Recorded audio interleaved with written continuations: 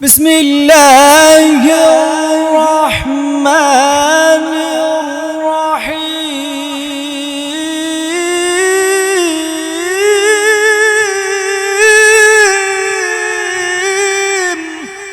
الله رب العالمين بولين إذا زلزلت الأرض زلزالها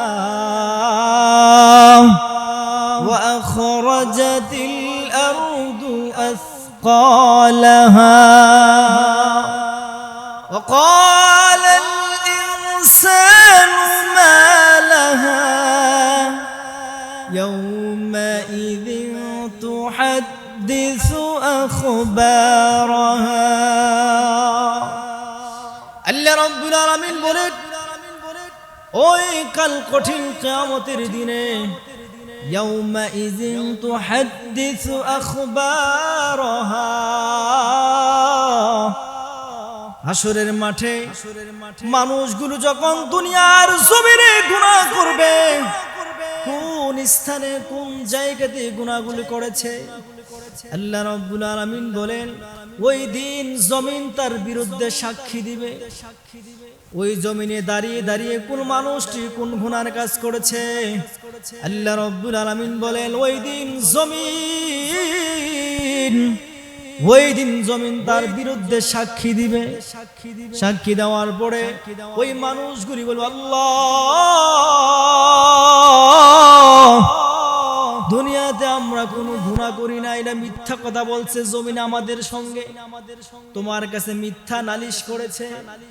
আল্লাহ রাব্বুল আলামিন তাদের প্রশ্নের উত্তরে সূরাতুল ইয়াসিনের 65 নম্বরে আল্লাহ তাআলা বলেন, আল্লাহ রাব্বুল আলামিন বলেন আল-ইয়াওমা নাখতিমু আলা আফওয়াহিহিম ওয়া তুকাল্লিমুনা আইদিহিম ওয়া তাশহাদু আরজুলুহুম বিমা কানু ইয়াকসিবুন। আল্লাহ রাব্বুল আলামিন বলেন ওই কঠিন কিয়ামতের দিন তার হাত, তার পাও, তার চক্ষু, তার কান, তার নাকগুলো পর্যন্ত তার বিরুদ্ধে সাক্ষী দিবে। আল্লাহ রাব্বুল আলামিন ওই দিন ওই মানুষের হাতের জবানগুলো আল্লাহ খুলে দিবেন। আল্লাহ রাব্বুল আলামিন বলেন আল-ইয়াওমা নাখতিমু আলা আফওয়াহিহিম ওয়া তুকাল্লিমুনা আইদিহিম ওয়া তাশহাদু আরজুলুহুম বিমা কানু ইয়াকসিবুন। আল্লাহ রাব্বুল আলামিন বলেন ওই দিন ওই মানুষের হাত, আমি আল্লাহ তার হাতের জবানগুলো আমি খুলে দিব, আমি আল্লাহ তার পাওয়ার জবানগুলো খুলে দিব। 8টা জিনিস ওই হাসরের মাঠে মানুষের বিরুদ্ধে আল্লাহর কাছে নালিশ করবে। আল্লাহ এই হাত ওই দিন বলে আল্লাহ তোমার এই বান্দা মানুষের সঙ্গে, নিরীহ মানুষের সঙ্গে মারামারি কাটাকাটি করেছে, নিরীহ মানুষের উপরে আক্রমণ করেছে, অত্যাচার করেছে। এই হাত ওই দিন বলবে আল্লাহ এই হাত দিয়ে তোমার বান্দা একটা সিগনেচারের মাধ্যমে কোটি কোটি লক্ষ লক্ষ টাকা আত্মসাৎ করেছে।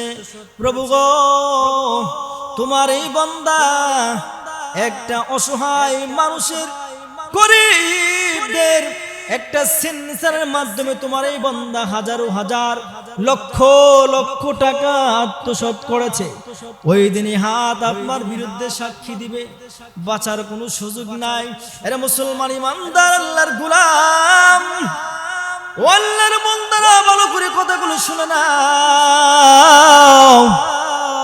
ও চোখ চন্দ্রপুরের মানুষগুলি কথাগুলি ভালো করে শ্রবণ করো। আল্লাহ রাব্বুল আলামিন বলবেন ওই দিন পাওয়ার জবানগুলো খুলে দেওয়া হবে। এই পাও দিয়ে হাইটা হাইটা আপনি কোথায় গিয়েছিলেন, এই পাও দিয়া হাইটা হাইটা আপনি গানের মঞ্চে গিয়েছিলেন, এই পাও দিয়া হেঁটে হেঁটে তুমি কি নগ্ন বেগানা নারীদের নাচ গান শোনার জন্য গিয়েছিলা। আল্লাহ রাব্বুল আলামিন ওই দিন এই পাওয়ার জবানগুলো খুলে দিবে। এই পাও দিয়া কি আপনি মাহফিলে গিয়েছিলেন না সাপ্তাহিক জুমার আলোচনা গিয়েছিলেন? ওই দিন এই পাও আপনার বিরুদ্ধে সাক্ষী দিবে। যদি কুরআন ও হাদিসের কথা শুনে থাকেন, ভালো কাজের দিকে যায় থাকেন, এই পাও আপনার পক্ষ হয়ে সাক্ষী দিবে। যদি এই পাও দিয়া যদি অনর্থক কোনো কাজ করে থাকেন, গুনাহের কাজের দিকে যায় থাকেন, গানের মঞ্চ যায় থাকেন, বিভিন্ন নারীদের গানের মঞ্চ যায় থাকেন, ওই দিন ওই পাও আল্লাহর কাছে বলে, প্রভু হে মালিক,